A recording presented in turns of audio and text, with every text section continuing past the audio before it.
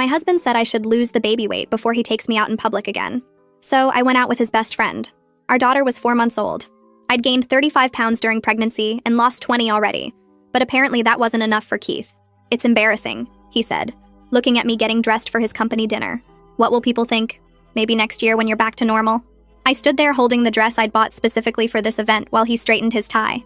"I gave birth 16 weeks ago," I said. "Exactly. And Rebecca had her baby 6 months ago, and look at her now. Back in her size 2 jeans. Effort."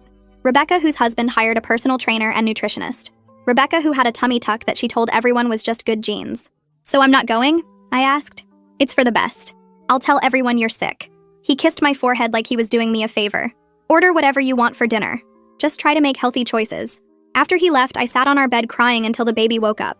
I was feeding her when my phone rang. It was Jake, Keith's best friend since college. "Hey, Keith just called to say you're sick? You okay?" "I'm fine," I said. "Just not presentable enough for public, apparently." Silence. Then, "What?" I told him what Keith had said, word for word. Jake was quiet for so long I thought he'd hung up. "That's fucked up," he finally said. "Sorry for the language, but that's completely fucked up." "It's fine. I'll lose the weight eventually." "No, it's not fine. You just had a baby. You look amazing. Keith's being an asshole." I started crying again. Couldn't help it. "Listen," Jake said. "I was going to skip the company thing anyway. Want to get dinner? You and the baby? There's that new Italian place downtown." Keith would be furious. Keith's too busy impressing his coworkers to notice. He was right. Keith wouldn't check on me. He never did during these events. "Okay," I said. "Pick me up in an hour." I put on the dress I'd bought. It fit perfectly. Not like before the baby, but it wasn't supposed to. I curled my hair, did my makeup, looked like myself for the first time in months. Jake showed up with flowers. "You look incredible," he said, and he meant it. I could tell. The restaurant was beautiful. White tablecloths, candles, the kind of place Keith always promised to take me but never did. Jake had made a reservation and they had a high chair ready for the baby. "Keith's an idiot," Jake said after we ordered. "I'm sorry, I know he's my friend, but he's being an idiot." "He's always been like this," I said. "Even before the baby. Nothing I do is enough." "Why do you stay?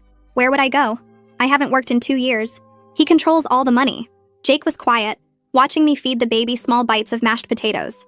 "You know what kills me?" he said. "Keith doesn't deserve you. Never has. He was like this in college too. Had this amazing girlfriend junior year, treated her like trash because she wasn't some magazine model. What happened to her? She left him, married a doctor, has 3 kids and looks happy as hell on Facebook. Keith still stalks her page. We talked for 2 hours, about books, movies, life before I became invisible in my own marriage. Jake told me about his divorce, how his ex-wife had affairs, but somehow made him feel like it was his fault. Manipulation's funny.